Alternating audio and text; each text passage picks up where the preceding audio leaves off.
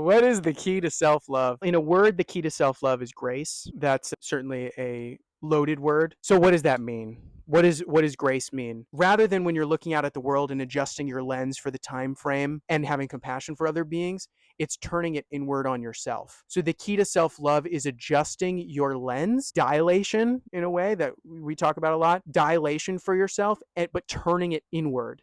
And so seeing the totality of your life from a subjective place, from how it feels. We don't know all the facts and figures of our lives, but how it feels, where you can see all the impacts you've made. It really takes a big dilation, much bigger than we think we need, to be able to appreciate with enough gusto, with enough ambition to get to a point where the self-love unlocks.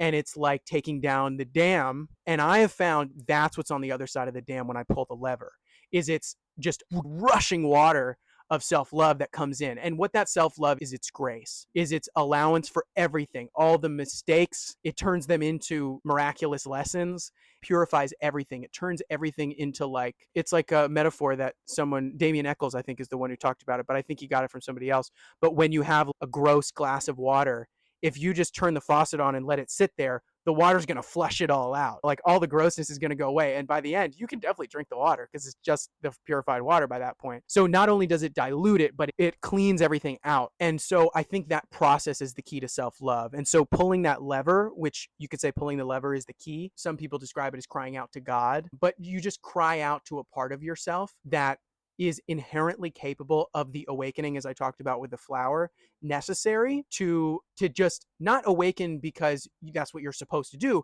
but awaken because it dilates your awareness just enough that then you start to feel love for yourself. And a lot of people describe this as psychedelics. For me, it was looking in the mirror on one of my first couple years, a trip on acid. And I looked at myself and I saw a being there. I saw a human boy that was hurt and abused. And that took me on a path of discovering about what are the things I'm sick with. I was desperate. I was looking to something to feel that thing. And the desperation is not a bad thing. It feels painful, but it is only painful in the same way that, like, I stepped on like a thorn earlier, like taking a thorn out is painful. It's not a bad thing. It's a good kind of pain to experience. Um, and that desperation we can understand as the beginning of letting go of what we're holding on to that keeps us from loving ourselves.